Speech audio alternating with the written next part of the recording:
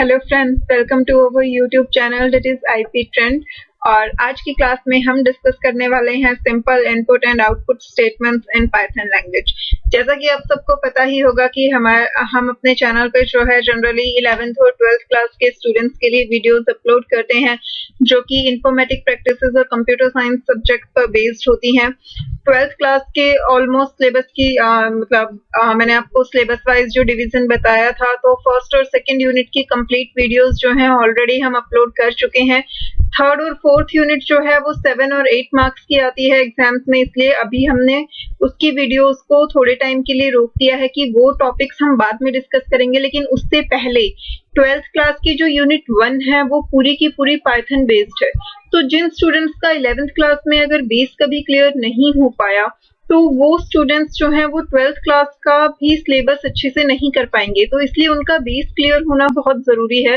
तो इसलिए हमने 11th क्लास के बेसिक टॉपिक्स जो हैं वो स्टार्ट किए थे पाइथन लैंग्वेज के, ताकि जो स्टूडेंट्स अभी 11th क्लास में आए हैं उनको भी ज्यादा वेट ना करना पड़े, उनका भी सिलेबस जो है वो साथ साथ शुरू हो सके। और जो 12th क्लास में स्टूडेंट हैं लेकिन उन्हें 11th के कॉन्सेप्ट क्लियर नहीं है, किसी रीजन से वो टॉपिक्स नहीं समझ पाए थे, तो उन्हें भी जो है अपना सिलेबस करने में कोई दिक्कत ना आए। बेसिक वीडियोस की 4 वीडियोस हम ऑलरेडी कंप्लीट कर चुके हैं। आज ही हमारा 5th पार्ट है। हमने जो पाइथन का फर्स्ट चैप्टर स्टार्ट किया है जिसमें बिल्कुल बेसिक एलिमेंट्स हम डिस्कस कर रहे थे, वो चैप्टर हम आज ऑलमोस्ट कंप्लीट कर देंगे, या फिर एक और वीडियो अगर लगेगी तो 2 वीडियोस में ये चैप्टर जो है कंप्लीट हो जाएगा। अभी तक हमने मोस्टली इंडिविजुअल एलिमेंट्स को डिस्कस किया था पहले, कि कैरेक्टर सेट क्या होता है, कीवर्ड्स क्या होते हैं, आइडेंटिफायर्स क्या होते हैं, ऑपरेटर्स कौन कौन से होते हैं पाइथन में, कमेंट्स क्या होते हैं, फंक्शंस क्या होते हैं, बेसिक प्रोग्राम जब लिखते हैं तो उसमें कौन कौन से एलिमेंट्स जो हैं वो नेसेसरी होते हैं। फिर उसके बाद जो है हमने प्रोग्राम के बेसिक कंपोनेंट्स को देखा, तो हमने वेरिएबल्स एलोकेट करना सीखा कि हम वेरिएबल्स को वैल्यू कैसे असाइन करते हैं, उन्हें डिफाइन कैसे करते हैं, डायनामिक टाइपिंग क्या होती है। ये सारी चीजें हम अपने प्रीवियस 4 पार्ट्स में कर चुके हैं। आज के पार्ट में हम डिस्कस करने वाले हैं simple input and output statement. Input मतलब यूजर से इनपुट लेना और आउटपुट मतलब यूजर को कुछ डिस्प्ले करवाना। जनरली आप लोगों ने इनपुट आउटपुट डिवाइसेस के बारे में सुना होगा। इनपुट हम कीबोर्ड की हेल्प से लेते हैं, यानी कि कंप्यूटर को जब हम कुछ देते हैं तो वो इनपुट होता है। आउटपुट यानी कि कंप्यूटर जब कुछ डिस्प्ले करवाता है तो वो आउटपुट होता है। तो उन्हीं के बाद पाइथन में हम कैसे उन कमांड्स को एग्जीक्यूट करते हैं वो हम आज की क्लास में देखेंगे। बट क्लास स्टार्ट करने से पहले अगर अभी तक आपने चैनल को सब्सक्राइब नहीं किया है तो जल्दी से चैनल को सब्सक्राइब कर लीजिए, बेल आइकन प्रेस कीजिए ताकि आपको हर नई वीडियो की नोटिफिकेशन जो है वो मिलती रहे। साथ ही साथ मैं आपको हर वीडियो में कहती हूँ कि जब भी आप वीडियो देख रहे होते हैं तो अगर आपको कहीं भी कोई भी डाउट आता है तो आप अपने डाउट्स जो है वो कमेंट करके पूछ सकते हैं। साथ ही मुझे अपना फीडबैक भी जरूर दीजिए कि आपको वीडियोस जो है वो समझ में आ रही हैं या नहीं आ रही, या आपको कहीं पर किसी पॉइंट पे लगता है कि हम यहाँ पे इम्प्रूवमेंट की जरूरत है तो वो भी मुझे जरूर सजेस्ट कीजिए। नाउ आ जाते हैं हम आज के टॉपिक पे। In Python 3.x to get input from user interactively you can use built in function input. अब जब भी हम कोई प्रोग्राम लिख रहे होते हैं तो कई बार ऐसा होता है कि हमें इन बिटवीन यूजर से इनपुट चाहिए होता है। जितने भी रियल टाइम प्रोग्राम्स होते हैं हमारे, हमें यूजर से इनपुट लेने की जरूरत पड़ती है, क्योंकि हमेशा हम खुद से वैल्यूज जो है वो डिसाइड नहीं कर सकते। अब चाहे आप हॉस्पिटल में कोई सॉफ्टवेयर रन हो रहा है तो हर टाइम जब भी कोई नया डॉक्टर हॉस्पिटल में आएगा उसकी सारी एंट्रीज होंगी, कोई भी न्यू पेशेंट जब आएगा उसकी सारी एंट्रीज होंगी। सिमिलरली आप किसी भी ग्रोसरी शॉप पे जा रहे हो, कुछ सामान खरीद रहे हो, तो आपकी जब बिलिंग होगी तो पहले आपके सामान की एंट्री होगी, आपने क्या क्या सामान खरीदा है उसी के बेसिस पे आपकी बिलिंग हो पाएगी। तो हमेशा रियल टाइम सॉफ्टवेयर में हमें इनपुट की जरूरत पड़ती है यूजर से, और वो इनपुट जो है वो हम किन कमांड्स की हेल्प से लेते हैं, इनपुट फंक्शन की हेल्प से हम वो यूजर इनपुट से ले सकते हैं। Function input is used in the following manner. अब इनपुट फंक्शन को यूज कैसे करते हैं उसका सिंटैक्स देखिए। हम एक कोई भी वेरिएबल सेलेक्ट कर लेंगे जिसमें हमें वैल्यू को स्टोर करना है। जनरली हम वेरिएबल का नाम जो है वो सिमिलर रखते हैं जो भी वैल्यू हमें स्टोर करवानी होती है उसके लिए। अगर हमें मान लीजिए किसी स्टूडेंट का नाम स्टोर करवाना है तो हम वेरिएबल का नाम क्या ले लेंगे, नेम ले लेंगे। अगर हमें एज स्टोर करवानी है हम वेरिएबल का नाम एज ले लेंगे। अगर हमें किसी स्टूडेंट के मार्क्स स्टोर करवाने हैं हम वेरिएबल का नेम मार्क्स रख लेंगे। इसी तरीके से हमें वैल्यू स्टोर करवाने के लिए एक वेरिएबल चाहिए, उस वेरिएबल का नाम हम कुछ भी रख सकते हैं, बट ताकि हमारी कोडिंग इजी हो जाए इसलिए हम कोशिश करते हैं कि हम रिलेवेंट नाम रखें, जो डाटा हम स्टोर करने जा रहे हैं उससे रिलेटेड ही हम वेरिएबल का कोई भी नाम रखें। अब वेरिएबल का नाम रखने के बाद उसमें वैल्यू स्टोर करवानी है। एक तरीका तो आपने वेरिएबल डेफिनेशन में देखा था, सिंपली वेरिएबल का नाम लिखा इज इक्वल टू करके value they the. For example मैं यहाँ पे एक काम करती हूँ, मैं हमारा प्रैक्टिकल के लिए जो स्पाइडर सॉफ्टवेयर हम यूज करते हैं वो मैंने ही साथ साथ खोल लिया है। मैं आपको साथ साथ जो है चीजें करके दिखाती रहूंगी ताकि आपको प्रैक्टिकली जब चीजें देखने को मिलेंगी तो आप उन्हें ज्यादा अच्छे से समझ पाओगे और आपके डाउट्स भी जो है वो क्लियर हो पाएंगे। एक जो आपने लास्ट क्लास में देखा था, मान लीजिए हमारे पास नेम नाम का एक वेरिएबल है और हमने उसमें नेम स्टोर कर दिया स्मिथ। अब ये क्या हो गया, ये फिक्स हो गया कि नाम में जो है हमने स्मिथ स्टोर करवाया और हम उसे डिस्प्ले करवा देंगे। डिस्प्ले करवाने के लिए हम प्रिंट स्टेटमेंट यूज करते हैं, प्रिंट, और यहाँ पे हमने दे दिया नेम। ठीक है, अब हर टाइम जब हम एग्जीक्यूट करेंगे तो क्या प्रिंट होगा, स्मिथ प्रिंट होगा। बट मान लीजिए हम ऐसा नहीं चाहते कि हर बार जो है वो स्मिथ ही प्रिंट हो। हम चाहते हैं कि जो भी यूजर हमारे सिस्टम को यूज कर रहा है उसका नाम प्रिंट होना चाहिए। तो हमें क्या करना पड़ेगा, यहाँ स्मिथ की जगह उस यूजर का नाम रखना पड़ेगा जो इस सिस्टम को यूज कर रहा है। अब हमें क्या पता कि कौन इस सिस्टम को यूज कर रहा है, तो हमें उसका नाम यूजर से ही पूछना पड़ेगा, that tell us your name, what is your name. उसके बाद ही हम डिस्प्ले करवा पाएंगे। तो जब हमें यूजर से उसका नाम पूछना है, हमें यूजर से इनपुट लेना है, तो हम यहाँ पे क्या यूज करेंगे, इनपुट फंक्शन। इस तरीके से यहाँ पे हमने इनपुट फंक्शन लिखा। फंक्शन के साथ हमेशा राउंड ब्रैकेट यूज होती है तो इसलिए ये राउंड ब्रैकेट्स लगाए, और राउंड ब्रैकेट्स के अंदर हम कोई भी मैसेज लिख सकते हैं जो कि हम स्क्रीन पे डिस्प्ले करना चाहते हैं, ताकि यूजर को ये समझ आए कि उसे क्या एक्शन जो है वो परफॉर्म करना है। अब ये मैसेज जो है वो हमेशा जरूरी क्यों होता है उसका भी मैं आपको रीजन बताती हूँ। यहाँ पर देखिए, मान लीजिए मैं ये स्मिथ यहाँ से हटा देती हूँ, मैं यहाँ इनपुट फंक्शन ले लेती हूँ। अब मैंने यहाँ इनपुट फंक्शन के अंदर कोई मैसेज नहीं दिया। अब जब मैंने यहाँ कोई मैसेज नहीं दिया तो ऐसा नहीं है कि इस केस में कोई एरर आएगा, इस केस में कोई एरर नहीं आएगा, बट जब हम इस प्रोग्राम को रन करेंगे हमें कुछ भी पता नहीं चलेगा। मान लीजिए मैं यहाँ ये रन पे क्लिक करती हूँ। अब ये देखिए ये रन तो हो गया, लेकिन यहाँ पे हमने ये प्रिंट नेम लिख रखा था, यानी कि नेम डिस्प्ले होना चाहिए, बट नेम तो कहीं डिस्प्ले नहीं हो रहा। अब हमने क्योंकि ये कोड लिखा है, हमें तो ये पता है कि हमने यहाँ पे नेम के आगे इनपुट फंक्शन यूज कर रखा है, यानी कि यूजर को कुछ ना कुछ यहाँ पे इनपुट प्रोवाइड करना पड़ेगा। बट एक मिनट के लिए ये सोच लीजिए कि आपको नहीं पता कि यहाँ क्या कोडिंग लिखी हुई है, आपके सामने सिर्फ आपने ये प्रोग्राम रन किया और ये आ गया, तो आपको तो कंफ्यूजन हो जाएगी कि अब ये रुक क्यों गया, कहीं ये सॉफ्टवेयर खराब तो नहीं हो गया, इसमें क्या हो रहा है, ये वर्क क्यों नहीं कर रहा। बहुत सारे क्वेश्चंस आपके माइंड में आएंगे क्योंकि आपके सामने तो ये स्टक हो गया, यहाँ पे ना कुछ वो आपसे इनपुट मांग रहा है और ना ही कुछ डिस्प्ले करवा रहा है। इसीलिए इनपुट फंक्शन के अंदर मैसेज देना जरूरी होता है। अब यहाँ पे काम क्या करना है, काम तो हमें ये करना है कि हमें यहाँ नेम जो है वो एंटर करवाना है। मान लीजिए मैं यहाँ नेम एंटर करवा देती हूँ नमन। अब जब मैं एंटर की प्रेस करूंगी तो एंटर की प्रेस करते ही नमन जो है वो डिस्प्ले हो जाएगा, क्योंकि मैंने प्रिंट स्टेटमेंट में नेम दिया है। ये देखिए ये नमन डिस्प्ले हो गया। अगर मैं यहाँ ये प्रिंट स्टेटमेंट चेंज कर देती हूँ, मान लीजिए मैं यहाँ दे देती हूँ हेलो एंड नमन। फिलहाल के लिए इस सिंटैक्स को छोड़ दीजिए कि प्रिंट में मैंने ये हेलो कोमा नेम कैसे दिया, क्योंकि अभी हम इनपुट स्टेटमेंट पढ़ रहे हैं, उसके बाद हम आउटपुट स्टेटमेंट में आएंगे तो प्रिंट का सिंटैक्स वहां हम डिटेल में पढ़ेंगे। अभी आपको फोकस इनपुट स्टेटमेंट पे करना है। तो अब मैं इसे दोबारा से रन करती हूँ एक बार। ये देखिए हमने रन किया, ये फिर से स्टक हो गया, हमें नहीं पता यहाँ पे क्या हो रहा है, तो यूजर कंफ्यूज हो जाएगा कि ये क्यों हो रहा है। लेकिन हमने तो कोड लिखा है, हमें पता है हमें यहाँ पे कुछ ना कुछ क्या देना है, इनपुट देना है। मान लीजिए मैंने इनपुट दिया स्मिता, तो एंटर करते ही मैसेज क्या डिस्प्ले हो गया, हेलो स्मिता। बट हमें कैसे पता चला नाम टाइप करना है, क्योंकि हमने कोड लिखा है। अगर कोई ऐसा इंसान जिसने ये कोड नहीं लिखा वो इसे रन करे तो वो कंफ्यूज हो जाएगा, उसे कुछ भी समझ नहीं आएगा। इसीलिए इनपुट स्टेटमेंट के अंदर मैसेज देना जरूरी होता है। यहाँ हम मैसेज दे देते हैं एंटर योर नेम।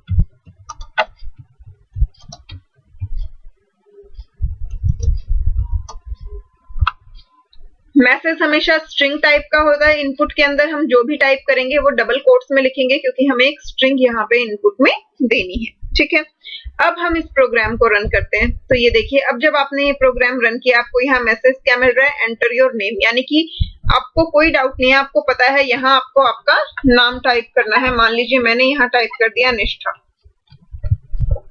ठीक है, अब जैसे ही मैं एंटर करूंगी उसने मुझे मैसेज क्या डिस्प्ले कर दिया, हेलो निष्ठा। तो बेसिकली जब हम इनपुट फंक्शन के अंदर कोई मैसेज दे देते हैं तो उससे क्या होता है कि जो भी यूजर होगा हमारे सॉफ्टवेयर का, हमारे कोड का, उसे कोई प्रॉब्लम नहीं आएगी, उसे किसी तरीके की कंफ्यूजन नहीं रहेगी, उसे पता होगा कि अभी उसे क्या करना है। इसलिए इनपुट फंक्शन के अंदर हमेशा हमें ये मैसेज डिस्प्ले करवाना चाहिए कि इस इनपुट फंक्शन के अंदर क्या रिक्वायर्ड है, आप क्या यूजर से एंटर करवाना चाह रहे हो। यहाँ हमें नेम एंटर करवाना था तो हमने मैसेज क्या दे दिया था, एंटर योर नेम। यहाँ पर देखिए बुक में भी वही एग्जांपल आपको दिया गया है कि अगर आपको एक नेम स्टोर करवाना है, हमने एक वेरिएबल ले लिया नेम, इनपुट फंक्शन लगाया और इन्होंने मैसेज क्या डिस्प्ले करवाया है, व्हाट इज योर नेम।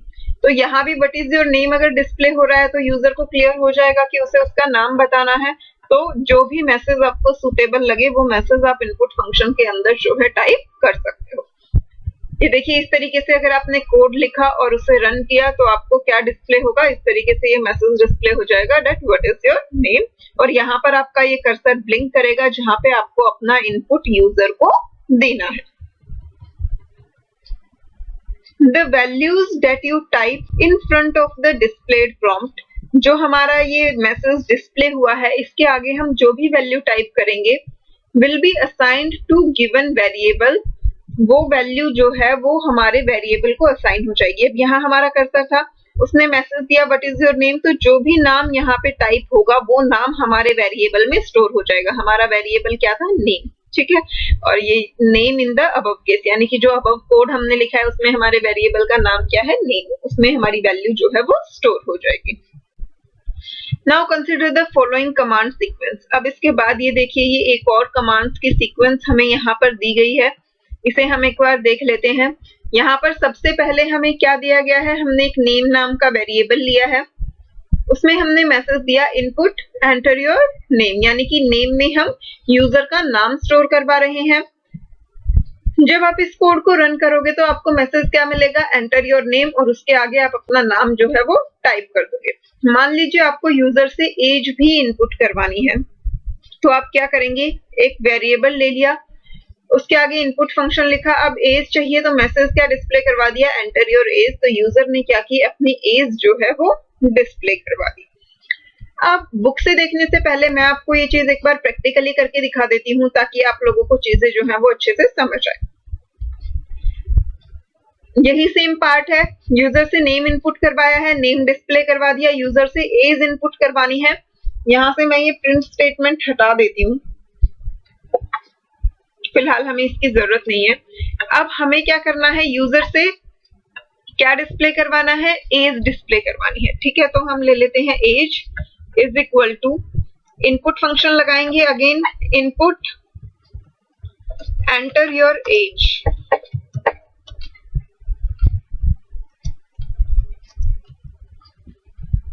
ये देखिए, हमने यूजर से एज भी इनपुट करवा ली।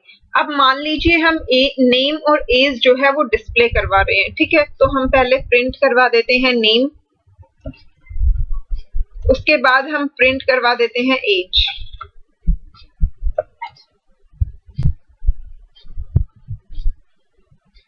अब इस प्रोग्राम को रन करते हैं। ये देखिए, सबसे पहले मैसेज आ गया एंटर योर नेम, यहाँ हम नेम एंटर कर देंगे। मान लीजिए हमने नेम एंटर कर दिया सुमन। ठीक है, अगेन देखिए मैसेज क्या आ गया, एंटर योर एज। मान लीजिए एज हम दे देते हैं 20 ईयर। दोनों चीजें डिस्प्ले हो गई। हमने नेम और एज डिस्प्ले करवाया था तो सुमन एंड एज उसकी जो है वो डिस्प्ले हो गई। यहाँ तक तो हमारा प्रोग्राम जो है वो सही काम कर रहा है। बट अब यहाँ पर देखिए, ये नेम जो है ये तो स्ट्रिंग टाइप का ही होता है, ठीक है, लेकिन एज जो है, एज क्या होती है, हमारी न्यूमेरिक टाइप होती है। तो जब एज न्यूमेरिक टाइप होती है तो उसमें जो डाटा स्टोर्ड है वो भी न्यूमेरिक होना चाहिए।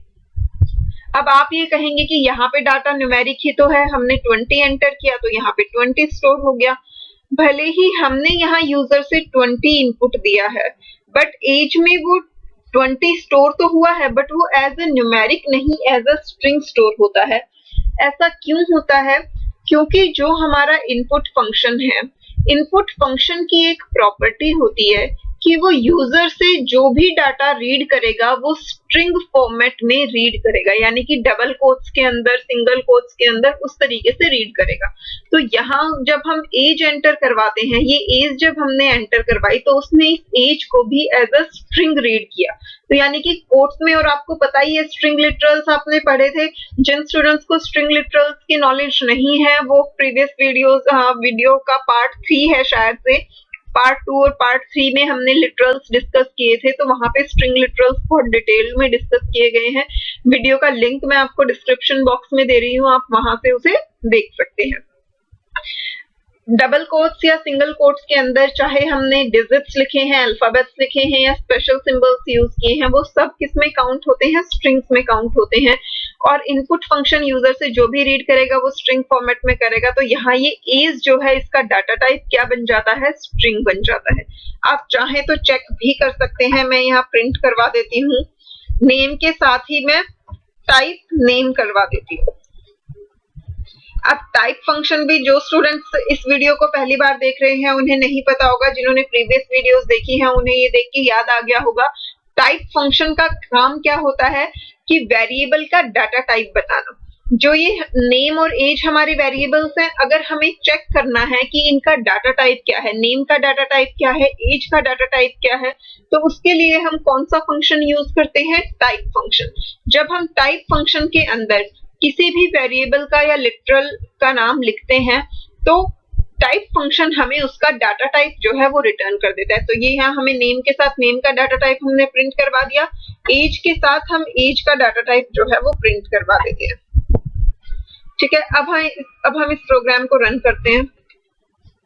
ये देखिए, एंटर योर नेम, यहाँ से नेम एंटर करवाना है हमें, हमने नेम एंटर करवा दिया सुमन। एज एंटर करवानी है, हमने 20 एंटर करवा दी। और ये देखिए एंटर प्रेस किया तो सुमन के साथ देखिए क्या प्रिंट हो रहा है? क्लास str, यानी कि इसका डाटा टाइप क्या है? स्ट्रिंग।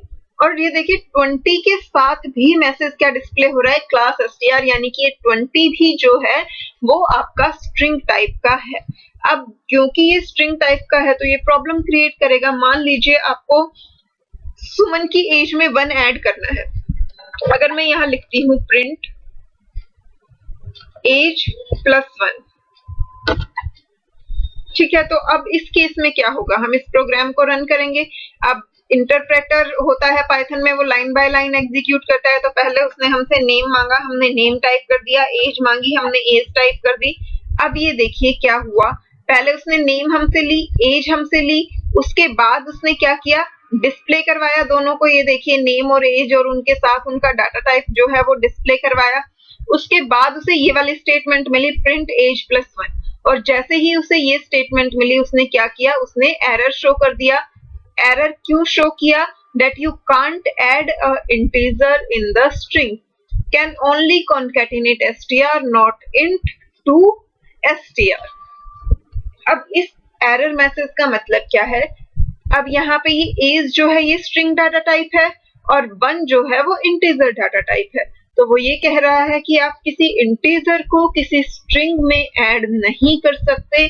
स्ट्रिंग में ऐड करने के लिए स्ट्रिंग ही चाहिए होता है, यानी कि ये ऑपरेशन गलत है। तो यहाँ पे हमें प्रॉब्लम हो गई, क्योंकि हमारे अकॉर्डिंग तो एज न्यूमेरिक टाइप था, उसमें हमें 1 इजीली ऐड हो जाना चाहिए था, बट इसमें तो 1 ऐड हो ही नहीं सकता क्योंकि वो स्ट्रिंग टाइप है।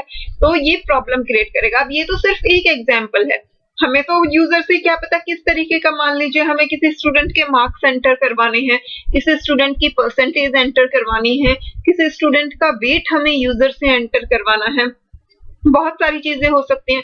तो जब भी हमें यूजर से कोई भी न्यूमेरिक या फ्लोट टाइप का डाटा हमें इनपुट करवाना है तो वो हम कैसे करवाएंगे?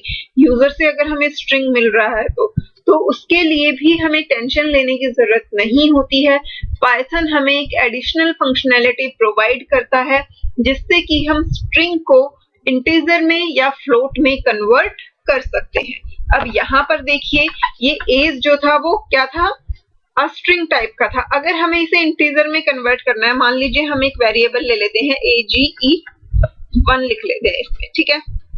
अब इसमें हम एज को ही स्टोर करवाएंगे लेकिन इंट में कन्वर्ट करके। ये देखिए, ये एज वेरिएबल था जिसमें स्ट्रिंग में डाटा स्टोर था, हमने उसे क्या कर दिया? इंट में कन्वर्ट कर दिया with the help of method int. हमारे पास इंट और फ्लोट नाम के दो मेथड होते हैं। इंट मेथड डाटा को इंटीजर में कन्वर्ट कर देता है और फ्लोट मेथड डाटा को फ्लोट में कन्वर्ट कर देता है। अब इसके बाद अगर आप प्रिंट age+1 करेंगे, सॉरी age1+1, क्योंकि जो इंटीजर टाइप की एज है वो कौन से वेरिएबल में स्टोर हुई है? AGE1 में। तो अब जब आप इस कमांड को एग्जीक्यूट करेंगे तो आपको कोई एरर नहीं मिलेगी, आपका प्रोग्राम सक्सेसफुली रन हो जाएगा। यहाँ देखिए, हमने एंटर किया नेम, उसके बाद हमने एंटर की एज, और ये देखिए पहले नेम और उसका डाटा टाइप प्रिंट हुआ, फिर एज उसका डाटा टाइप, और उसके बाद ये देखिए इंटीजर में कन्वर्ट होने के बाद उसमें 1 भी ऐड हो गया। आप चाहे तो यहाँ आप इसे डिस्प्ले भी करवा सकते हैं अलग से, print age1, type of age1। इसे रन करते हैं। अगेन उसने हमसे नेम एंटर करने को कहा है, हम नेम एंटर कर देंगे, एज एंटर कर देंगे, और अब ये देखिए, ये नेम का डाटा टाइप स्ट्रिंग था, एज का डाटा टाइप भी स्ट्रिंग था, लेकिन जब हमने इसे इंट की हेल्प से कन्वर्ट करके age1 में स्टोर करवाया तो इसका डाटा टाइप देखिए क्या बन गया? इंटीजर बन गया। अब यहाँ पे str की जगह क्या शो हो रहा है? इंट शो हो रहा है, यानी कि अब ये इंटीजर में कन्वर्ट हो गया। और उसके बाद हमने इसमें 1 ऐड करके डिस्प्ले करवाया तो वो भी हमारा सक्सेसफुली रन हो गया। तो इस तरीके से जो है हम चेंजेस कर सकते हैं। पाइथन में हमारे पास बहुत सारे ऑप्शंस होते हैं जिससे कि हम कंफर्टेबली अपना प्रोग्राम लिख सके। तो भले ही यूजर से हमने स्ट्रिंग फॉर्मेट में डाटा को रीड किया था, बट बाद में हम उसे इंट या फ्लोट में कन्वर्ट कर सकते हैं। अब आप चाहे तो इस स्टेटमेंट को एक ही स्टेटमेंट में कंबाइन भी कर सकते हैं। यहाँ आपने इस एज को इंट में कन्वर्ट किया, इससे बेटर क्या होगा कि हम यहीं पे ये इंट फंक्शन लगा दें कि यूजर से ये जो इनपुट लिया इसे हमने राउंड ब्रैकेट्स में बंद किया, और किसके राउंड ब्रैकेट्स में? इंट फंक्शन के। ठीक है, यही किया था। इंट फंक्शन के राउंड ब्रैकेट में हमने एज वेरिएबल लिया था, तो एज का पूरा जो ये फंक्शन था, इंट इनपुट एंटर एज, यहाँ तक का पार्ट ये हमने इंट फंक्शन के अंदर डाल दिया। इससे हमारा काम जो है वो एक ही बार में हो गया कि यूजर से हमने एज जो है वो एंटर करवाई और उसे वहीं की वहीं इंटीजर में कन्वर्ट कर दिया। अब हमें इन स्टेटमेंट्स की कोई जरूरत नहीं रही। यहाँ हम अगर सिंपली age+1 भी करेंगे तो भी जो है हमारा काम सही से हो जाएगा। हम अब इसे रन करते हैं। नेम एंटर करने को बोल रहा है तो हम यहाँ नेम टाइप कर देंगे, एज एंटर करनी है, यहाँ हमने एज टाइप कर दी, और ये देखिए अब जो ये नेम था उसका डाटा टाइप क्या है? स्ट्रिंग, और ये जो हमने एज एंटर करवाई उसका डाटा टाइप क्या है? इंट। क्योंकि यूजर से एंटर करवाते ही हमने उसे किसमें कन्वर्ट कर दिया था? इंट में। तो अब ये एज का डाटा टाइप क्या बन गया? इंट, और इसमें सक्सेसफुली 1 ऐड होकर भी ये डिस्प्ले हो गया। तो इस तरीके से जो है हम यूजर से इनपुट लेते ही उसे कन्वर्ट करवा सकते हैं। अब हम एक बार इसे बुक से देख लेते हैं। In the above code, we used input function to input two values name and age। यहाँ पे हमने name और age दोनों में input function की help से जो है user से input लिया है।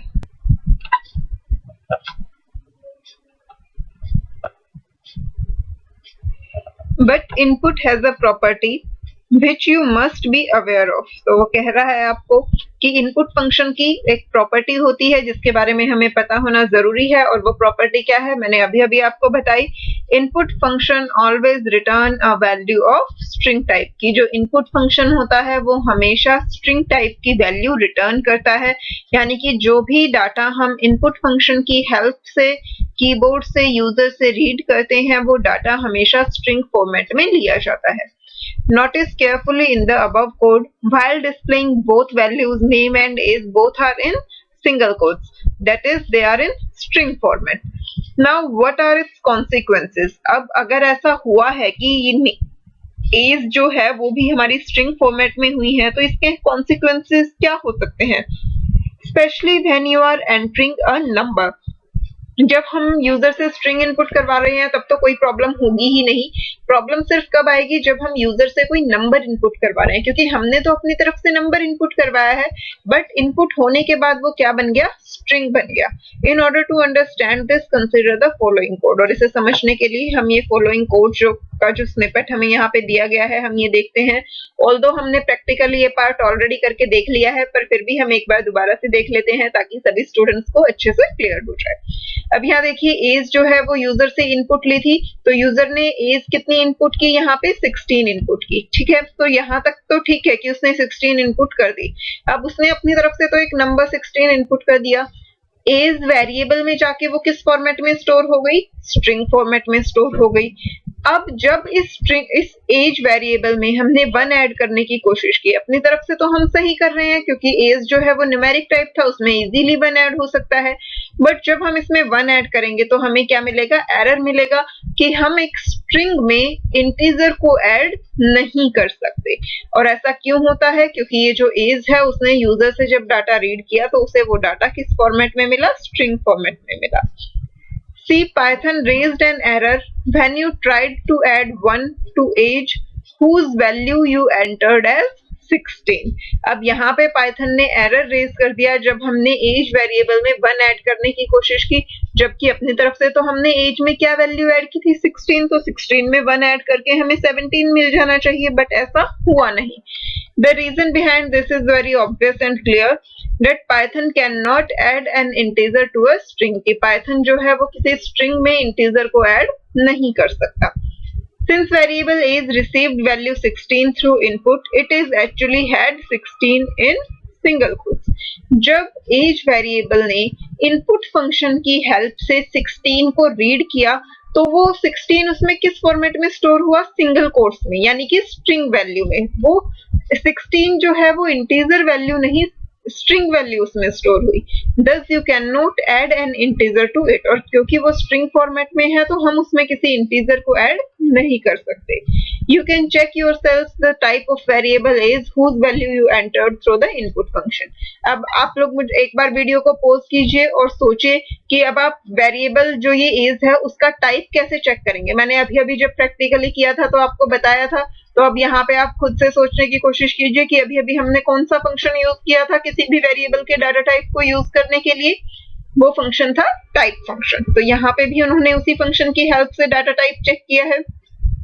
ये देखिए ये एज यूजर से इनपुट ली थी, एज डिस्प्ले करवाई, 16 डिस्प्ले हुआ, लेकिन जब हमने टाइप ऑफ एज चेक किया तो उसने क्या डिस्प्ले करवाया?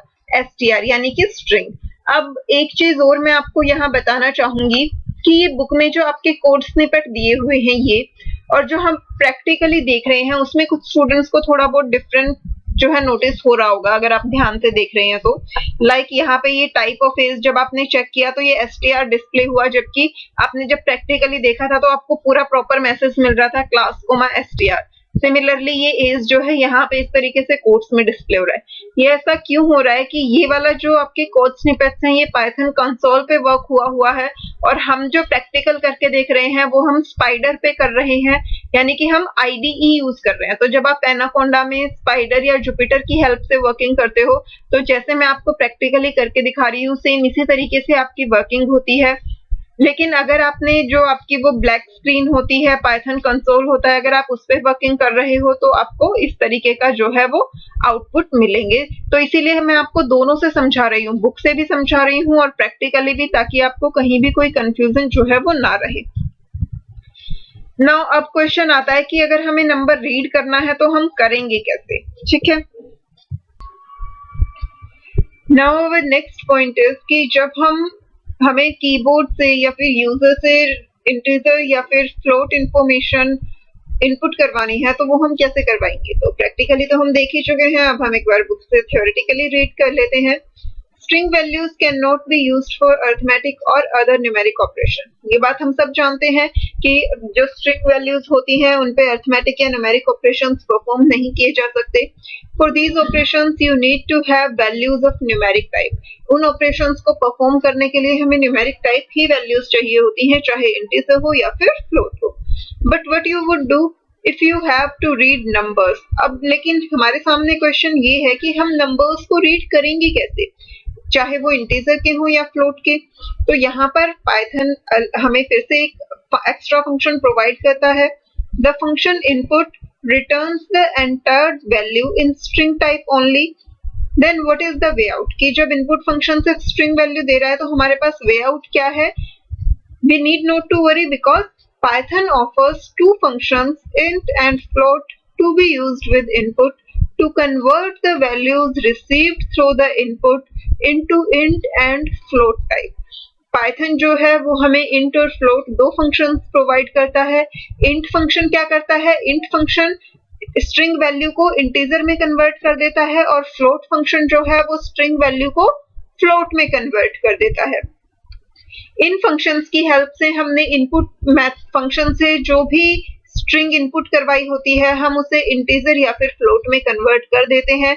बट इन फंक्शंस पे भी हमारी रिस्ट्रिक्शन होती है. हमें ध्यान रखना चाहिए कि इंट फंक्शन की हेल्प से हम सिर्फ उन्हीं स्ट्रिंग्स को इंटीजर में कन्वर्ट कर सकते हैं जो सिर्फ और सिर्फ डिजिट से बनी होती है. यानी कि भले ही वो कोट्स के अंदर है लेकिन उसमें होना सिर्फ और सिर्फ इंटीजर टाइप का डाटा चाहिए, तभी हम उसे इंट में कन्वर्ट कर सकते हैं. सिमिलरली फ्लोट के लिए कि वो स्ट्रिंग जिसमें सिर्फ और सिर्फ फ्लोट नंबर स्टोर्ड है वही फ्लोट में कन्वर्ट हो सकती है, अदरवाइज वो फ्लोट में कन्वर्ट नहीं हो पाएगी. अभी हम आगे जब एग्जांपल्स देखेंगे तो ये चीज आपको क्लियर हो जाएगी. ये फंक्शंस कैसे वर्क करते हैं. Read in the value using input function. पहले हम इनपुट फंक्शन की हेल्प से यूजर से वैल्यू को रीड कर लेंगे एंड देन यूज इंट और float functions with the read value to change the type of input value to int और float respectively. और उसके बाद हम int और float function को यूज करेंगे किसके ऊपर, जो वैल्यू हमने अभी अभी रीड की थी उस वैल्यू के ऊपर, और ये फंक्शंस जो है उस वैल्यू को int या float में कन्वर्ट कर देंगे. int मेथड यूज किया है तो वैल्यू इंटीजर में कन्वर्ट हो जाएगी, float यूज किया है तो वैल्यू float में कन्वर्ट हो जाएगी. अब ये देखिए, ये आपको एग्जाम्पल दिया गया है. फॉर एग्जाम्पल आपने यहाँ से एज इनपुट करवाई, व्हाट इज योर एज, और यहाँ से एज जो है वो इनपुट हो गई. अब ये एज जो है वो इनपुट मेथड की हेल्प से एंटर्ड हुई है तो इसका डाटा टाइप क्या होगा, स्ट्रिंग होगा. बट इस स्ट्रिंग में जो ये डाटा स्टोर्ड है ये पूरा का पूरा सिर्फ और सिर्फ न्यूमेरिक डाटा है, तो हम इस डाटा को इजीली इंटीजर टाइप में कन्वर्ट कर सकते हैं. तो हम इंट फंक्शन यूज करेंगे और यहाँ पे फंक्शन में पैरामीटर क्या पास कर देंगे, जो हमने यूजर से इनपुट लिया था एज. अब ये जो एज है वो इंट में कन्वर्ट हो गया, हमने दोबारा से इसे एज वेरिएबल में ही स्टोर करवा दिया. हमने जो प्रैक्टिकली करके देखा था, हमने यहाँ पे वेरिएबल नेम age1 लिया था, बट अगर आपको एज में ही इंटीजर टाइप का डाटा स्टोर करवाना है तो आप वापस से यहाँ वेरिएबल नेम एज ही ले सकते हो. तो अब इस एज में जो डाटा स्टोर हो जाएगा वो किस टाइप का हो जाएगा, इंटीजर टाइप का. और इसके बाद जब आप इस पे अरिथमेटिक ऑपरेशन परफॉर्म करोगे तो वो इजीली परफॉर्म हो जाएगा विदाउट एनी एरर. जैसे कि ये देखिए, जब यहाँ पे ये age+1 किया तो हमने यहाँ से 16 एंटर किया था, तो 16+1 यहाँ पे क्या डिस्प्ले हो गया, 17. लास्ट टाइम जब हमने ये किया था तो इसमें हमें एरर मिला था क्योंकि उस टाइम जो ये एज था ये स्ट्रिंग टाइप का था और इसमें हमें 1 ऐड करते टाइम एरर मिला था. सिमिलरली अगर फ्लोट है, मान लीजिए यूजर से हमने मार्क्स इनपुट करवाए और मार्क्स जो है वो फ्लोट टाइप के होते हैं, तो बट इनपुट मेथड से तो ये स्ट्रिंग में एंटर हुए हैं, बट ये डाटा जो है फ्लोट टाइप का है, तो ये फ्लोट मेथड की हेल्प से इजीली कन्वर्ट हो जाएगा फ्लोटिंग टाइप में. तो हमने फ्लोट मेथड यूज किया और उसमें पैरामीटर क्या पास किया, जो यूजर ने मार्क्स एंटर किए थे वो, तो इससे ये मार्क्स जो है फ्लोट में कन्वर्ट हो गए और फिर हम इस पे कोई भी अरिथमेटिक ऑपरेशन जो है वो परफॉर्म कर सकते हैं इस तरीके से. ठीक है, अब आ जाते हैं नेक्स्ट पार्ट पे. You can also combine these 2 steps in a single step. ये भी मैंने आपको करके दिखाया था कि ये जो यहाँ पे हमने 2 स्टेप्स में एक्शन परफॉर्म किया है. पहले इनपुट फंक्शन की हेल्प से यूजर से इनपुट लिया, उसके बाद इस इनपुट को हमने क्या किया, इंटीजर टाइप में कन्वर्ट किया. हम चाहें तो इन दोनों स्टेप्स को ही एक सिंगल स्टेप में कन्वर्ट कर सकते हैं.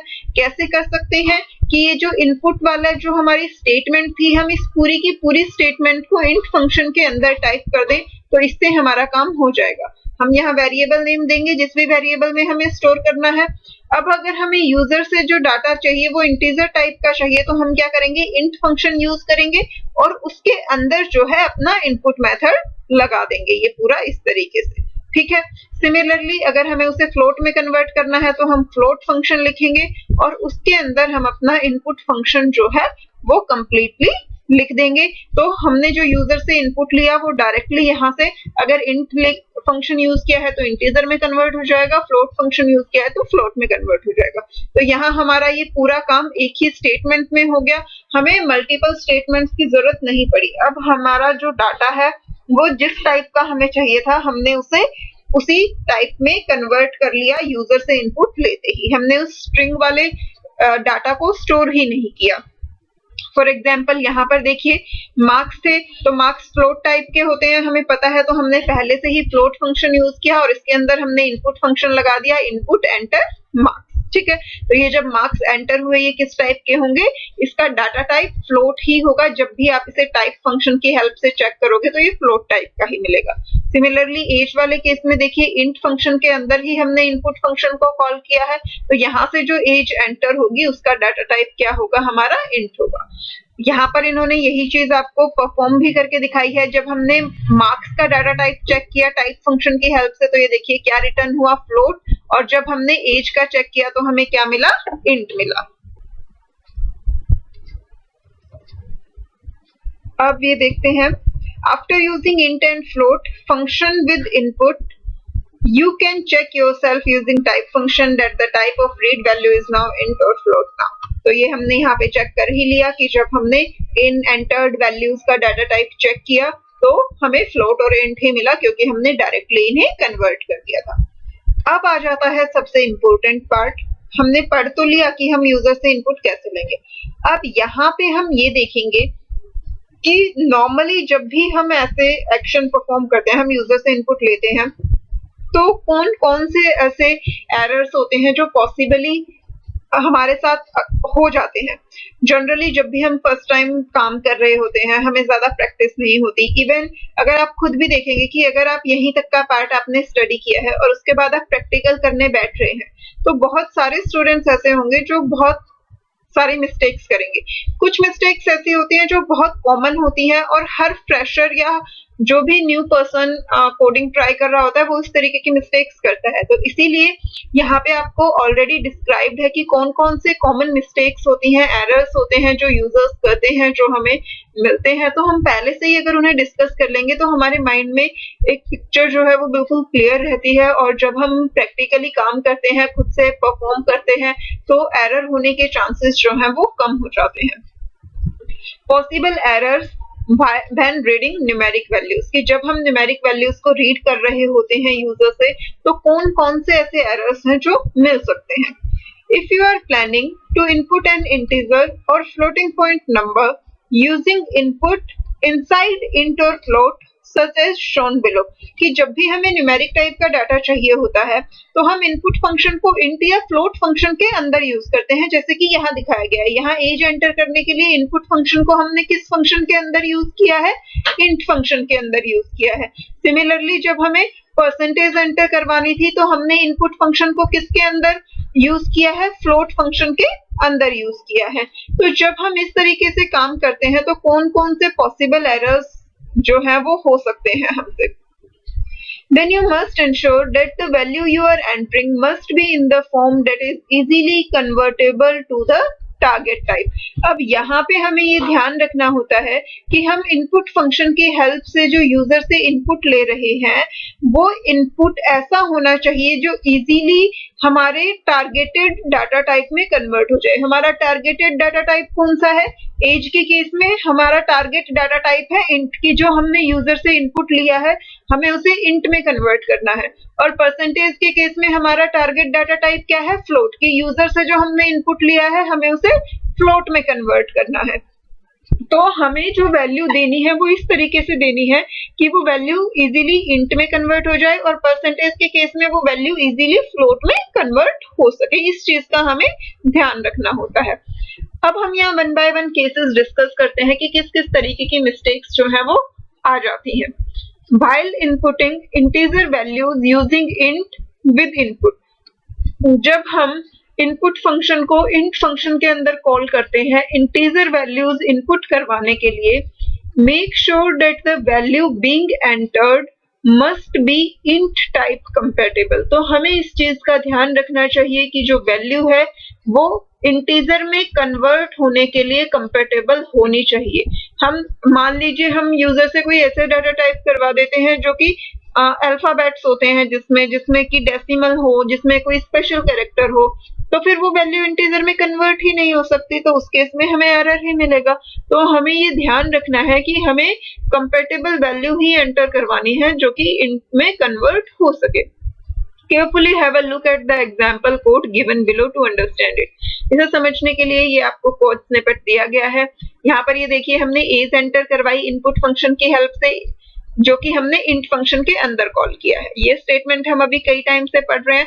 हर बार हम जब एज एंटर करवा रहे थे हमने 16 एंटर करवाई थी। प्रैक्टिकली जब हमने किया तो हमने क्या एंटर करवाया था, 20 एंटर करवाया था, और 16 और 20 दोनों ही कंपैटिबल वैल्यूज थी, तो हमें कोई प्रॉब्लम नहीं आई। बट मान लीजिए यहाँ यूजर जो है टाइप कर देता है 17.5 की जो एज है वो 17.5 ईयर्स का है वो पर्सन, तो उसने 17.5 टाइप कर दिया। अब इस केस में क्या होगा, आपको एरर मिलेगा that invalid literal for int with base 17.5, क्योंकि 17.5 जो है वो इंटीजर में कन्वर्ट नहीं हो पाता, तो इस वजह से इस केस में आपको एरर मिलेगा। यहाँ पे अगर आपने कोई प्रॉपर इंटीजर वैल्यू डाली होती तो वो इजीली इंटीजर में कन्वर्ट हो जाता, बट क्योंकि यहाँ पे डेसिमल वैल्यू है तो वो कन्वर्ट नहीं हो पाई।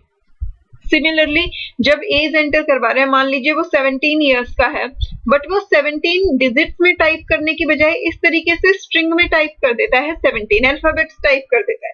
अब क्योंकि उसने यहाँ अल्फाबेट्स टाइप किए हैं तो ये अल्फाबेट्स तो इंटीजर में कन्वर्ट हो ही नहीं सकते, अगेन ये इनकम्पेटेबल वैल्यू है, तो इस केस में भी आपको एरर मिलेगा that invalid literal for int function with base 17, यानी कि यहाँ पे ये जो टाइप हुआ है ये इंटीजर टाइप में कन्वर्ट नहीं हो सकता, इसलिए इस केस में एरर मिला। तो यहाँ पे हमें बहुत ध्यान रखने की जरूरत होती है कि जब हमें इंटीजर टाइप की वैल्यू चाहिए तो हम ऐसे ही वैल्यू दें जो कि इंट में कन्वर्ट हो सके, अदरवाइज तो हमें एरर मिलेगा। सिमिलरली अब ये सेकंड केस देखिए, while inputting floating point values using float with input function. अगर हम इनपुट फंक्शन को फ्लोट फंक्शन के अंदर कॉल करते हैं, make sure that the value being entered must be float type compatible. तो उस केस में हमें ध्यान रखना है कि जो वैल्यू है वो फ्लोट टाइप कंपैटिबल होनी चाहिए, यानी कि वो वैल्यू इजीली फ्लोटिंग पॉइंट में कन्वर्ट हो जानी चाहिए। अगर हम कोई ऐसी वैल्यू देते हैं जिसमें स्पेशल सिंबल्स अल्फाबेट्स हैं जो कि फ्लोट में कन्वर्ट नहीं हो सकती, उस केस में अगेन हमें क्या मिलेगा, एरर मिलेगा। फॉर एग्जाम्पल ये कोड स्निपेट देखिए, यहाँ पे मार्क्स एंटर करवाए थे फ्लोटिंग पॉइंट से, बट यूजर ने देखिए मार्क्स कैसे एंटर कर दिए 73.5.0। अब ये तो इनवैलिड हो गया क्योंकि यहाँ पे 2 बार डेसिमल यूज हो रहा है, तो इसलिए यहाँ पे हमें एरर मिल गया, could not convert string to float, की ये जो स्ट्रिंग है उसे फ्लोट में कन्वर्ट नहीं किया जा सकता। अब इसके अलावा ये देखिए एक और एग्जाम्पल यहाँ पे गिवन है आपको, मार्क्स एंटर करने थे, तो हमने जब यहाँ मैसेज डिस्प्ले करवाया एंटर मार्क्स, तो यूजर ने एंटर कर दिया 73%। अब अपनी तरफ से तो हो सकता है उसने सही टाइप किया कि 73% ही उसके मार्क्स हैं, बट क्योंकि यहाँ पे हमें इन मार्क्स को फ्लोट में कन्वर्ट करना है तो ये हमें एरर देगा, क्योंकि यहाँ पे ये परसेंट जो है ये तो अल्फाबेट्स में है और ये स्ट्रिंग बन गया और ये फ्लोट में कन्वर्ट नहीं हो सकता है, तो इसलिए इस केस में भी हमें क्या मिला, एरर मिला, could not convert string value to the float. तो हमें वैल्यूज ऐसे देनी चाहिए जो कि फ्लोट में कन्वर्ट हो सके, यानी कि जो फ्लोट एक्चुअल में फ्लोटिंग टाइप होंगी उन्हीं को हम फ्लोट में कन्वर्ट कर सकते हैं। फ्लोटिंग टाइप कौन कौन सी वैल्यूज होती हैं, या तो अगर हमने सिंपल इंटीजर लिया हो वो भी फ्लोट में कन्वर्ट हो जाता है, जैसे अगर सिर्फ 73 लिया है तो इसका फ्लोटिंग पॉइंट क्या बन जाता है, 73.0, तो ये भी हमारा फ्लोट में कन्वर्टेबल होता है। अगर हमने 73 पॉइंट लिख के छोड़ दिया है तो इसका मतलब भी क्या होता है, 73.0, और अगर हमने 0.73 लिखा है इसका मतलब क्या होता है 0.73। तो इस तरीके की वैल्यूज जो होती हैं वो सारी फ्लोट कंपेटेबल होती हैं। तो जब भी हमें फ्लोटिंग पॉइंट नंबर चाहिए तो हमें इसी तरीके की वैल्यूज को इनपुट करवाना चाहिए, अदरवाइज तो हमें एरर मिलता है। Hence, Python will be able to convert them to float and no error shall be reported if you enter such values। तो अगर हम इस तरीके की वैल्यूज एंटर करवाएंगे यूजर से तो वो फ्लोट में इजीली कन्वर्ट हो जाएंगी और उस केस में हमें कोई भी एरर जो है वो नहीं मिलेगा। जैसे कि एग्जांपल यहाँ पर देखिए, ये मार्क्स के लिए इनपुट स्टेटमेंट लिखी और मार्क्स एंटर करवाए 73 तो वो सक्सेसफुली रन हो गया, उसमें कोई भी एरर जो है नहीं मिला। सिमिलरली अगर हमने यहाँ पे जब मार्क्स एंटर करने के लिए ये इस तरीके से डेसिमल में करवाया तो भी ये सक्सेसफुली रन हो गया, हमें कोई एरर नहीं मिला। अगर आप चाहें तो हम एक बार इस पार्ट को प्रैक्टिकली करके देख सकते हैं। यहाँ से मैं इन स्टेटमेंट्स को हटा देती हूँ एक बार। अब हम एज वाले पहले हम इंटीजर का केस देख लेते हैं। मान लीजिए हम एज इनपुट करवा रहे हैं, age is equal to int. Int के अंदर हमने इनपुट फंक्शन लिया, इनपुट हमें क्या करवाने हैं, एंटर योर एज। ठीक है, एंटर योर एज हमने लिया, कोट्स को क्लोज कर दिया। अब हमारी ये कंप्लीट हो गई और हम यहाँ प्रिंट करवा देते हैं, या फिर प्रिंट की जरूरत भी नहीं है क्योंकि हमें तो सिर्फ एरर चेक करना है, बट हमने यहाँ ले लिया। अब हम इस प्रोग्राम को रन करवाते हैं। ये देखिए यहाँ हमें मैसेज आ गया एंटर योर एज। अगर मैं यहाँ कंप्लीटली इंटीजर वैल्यू टाइप कर देती हूँ, मान लीजिए मैंने 29 टाइप किया, अब मैं एंटर प्रेस करूंगी, ये सक्सेसफुली रन हो गया, इसमें कोई एरर नहीं आया। अब मान लीजिए मैंने दोबारा इस प्रोग्राम को रन किया, अगेन मैसेज आ गया एंटर योर एज। मान लीजिए इस बार मैं टाइप कर देती हूँ 29 इस तरीके से। अब ये तो स्ट्रिंग है, अब अगर मैं एंटर प्रेस करूंगी तो ये देखिए ये हमें क्या मिला, एरर मिला, invalid literal for int with base 10 29। यानी कि ये जो 29 हमने टाइप किया है ये इनवैलिड लिटरल है, ये इंटीजर में कन्वर्ट नहीं हो सकता। ठीक है, तो इस तरीके से अगर हम कोई भी ऐसी वैल्यू, मान ली एक बार मैं और आपको ये रन करके दिखा देती हूँ। मान लीजिए मैंने इसे दोबारा से रन किया, अगेन एंटर योर एज आ गया। मान लीजिए मैंने यहाँ टाइप कर दिया 12@12 इस तरीके से, यहाँ ये स्पेशल सिंबल आ गया। अब अगर मैं यहाँ एंटर प्रेस करूंगी तो अगेन ये देखिए हमें एरर मिल गया। तो बेसिकली हमें एक प्रॉपर इंटीजर वैल्यू अगर टाइप की है तो ही वो इंट में कन्वर्ट हो पाएगा, अदरवाइज वो हमें क्या देगा, एरर देगा। अब नेक्स्ट हम एक बार फ्लोटिंग पॉइंट के लिए भी देख लेते हैं। मान लीजिए हम मार्क्स एंटर करवा रहे हैं, फ्लोट मेथड हमने लिया, उसके अंदर हम इनपुट मेथड यूज करेंगे,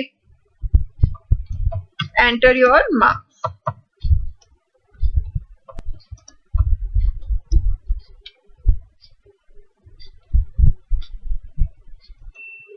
अब हम प्रिंट करवा देते हैं इन मार्क्स को। ठीक है, अब हम इस कोड को रन करते हैं। हमने रन किया, एंटर योर मार्क्स आया। पहले हम यहाँ एग्जैक्ट वैल्यूज डाल देते हैं। मान लीजिए मैंने दिया 45.5। ठीक है, अब ये बिल्कुल सही है तो मैं यहाँ एंटर प्रेस किया, ये 45.5 आ गया, कोई इश्यू नहीं हुआ। दोबारा से रन करके देखते हैं। इस बार मैं यहाँ एक इंटीजर वैल्यू डाल देती हूँ, मान लीजिए मैंने यहाँ 20 डाल दिया। अब अगर इसके बाद भी मैं एंटर प्रेस करूंगी तो ये देखिए 20.0, क्योंकि मैंने अभी आपको बताया था अगर हम सिंपल इंटीजर देते हैं तो वो 0.0 ऐड कर देता है। तो यहाँ भी कोई एरर नहीं दिया, वो इजीली उसमें कन्वर्ट हो गई। सिमिलरली अभी अगर मैं इसे दोबारा से रन करती हूँ, देखिए फिर से ये रन हुआ, एंटर योर मार्क्स। इस बार मान लीजिए मैंने दे दिया 43 पॉइंट, सिर्फ इतना करके छोड़ दिया। अब अगर मैं एंटर प्रेस करूंगी तो ये भी किसमें कन्वर्ट हो गया, 43.0। अब अगर मैं दोबारा से इसे रन कर देती हूँ, इस बार मान लीजिए मैं वैल्यू दे देती हूँ डेसिमल 28। ठीक है, अब अगर मैं एंटर प्रेस करूंगी तो ये 0.28 में कन्वर्ट हो गया। यानी कि सिंपल इंटीजर हो या फिर लास्ट में डेसिमल हो या बिगिनिंग में डेसिमल, ये सब फ्लोट कन्वर्टेबल होती हैं, तो हमें इन केसेस में कोई एरर नहीं मिला। बट मान लीजिए मैंने अब इसे दोबारा से रन किया, अब मैं यहाँ मार्क्स टाइप कर देती हूँ 25.5.6। अब ये 2 बार डेसिमल आ गया तो ऑब्वियसली ये डेसिमल नंबर नहीं रहा, क्योंकि डेसिमल नंबर में सिर्फ एक ही बार डेसिमल आता है। तो अब जब हम एंटर प्रेस करेंगे तो हमें क्या मिला, एरर मिला। सिमिलरली एक बार हम इसे दोबारा से रन करते हैं। इस बार जब हमें मार्क्स पूछे गए हैं तो मान लीजिए मैंने डाल दिया 45%। अब जब हम एंटर करेंगे तो भी हमें देखिए एरर मिला, could not convert string to float, की स्ट्रिंग को हम फ्लोट में कन्वर्ट नहीं कर सकते। सिमिलरली अगर मान लीजिए हम कोई भी स्पेशल सिंबल, अब ये दोबारा से रन किया, मान लीजिए मैं यहाँ दे देती हूँ 34.23 ABC हैश, इस तरीके से मैंने कोई भी स्ट्रिंग टाइप की, अब भी जब हम एंटर प्रेस करेंगे could not convert string to float. तो इस तरीके से यहाँ से ये चीज हमें क्लियर हो जाती है कि हमें कंपेटेबल वैल्यूज ही प्रोवाइड करनी होती हैं। अगर हम उसके अलावा कोई भी वैल्यू देंगे तो उस केस में हमें क्या मिलेगा, एरर मिलेगा। तो ये चीजें हमें माइंड में रखनी होती हैं और इसके साथ जब हम इनपुट फंक्शन को यूज करेंगे तो हमारा वो परफेक्टली वर्क करेगा, उसके साथ ऐसा कोई इश्यू नहीं होता है। इसके साथ ही हमारा इनपुट फंक्शन जो है वो कंप्लीट होता है। इसके बाद नेक्स्ट जो आता है वो हमारे आते हैं आउटपुट फंक्शन। तो आज के लिए इतना ही काफी है। पहले आप इनपुट स्टेटमेंट्स को अच्छे से समझिए, फिर उसके बाद नेक्स्ट वीडियो में जो है हम आउटपुट स्टेटमेंट को कवर करेंगे और उसके साथ ही हमारा ये जो फर्स्ट चैप्टर था पाइथन बेसिक्स का वो भी हमारा क्या है, कंप्लीट हो जाएगा। तो अच्छे से स्टडी कीजिए, जो भी आपको डाउट्स आ रहे हैं वो कमेंट करके पूछिए। साथ ही मुझे अपना फीडबैक जरूर दीजिए कि आपको वीडियो समझ में आई या नहीं आई, या फिर आपको किस टॉपिक में कोई भी डाउट है तो वो पूछिए। और अगर अभी तक आपने चैनल सब्सक्राइब नहीं किया है तो जल्दी से चैनल को सब्सक्राइब कीजिए, बेल आइकन प्रेस कीजिए ताकि आपको हर नई वीडियो की नोटिफिकेशन जो है वो मिलती रहे। Bye bye.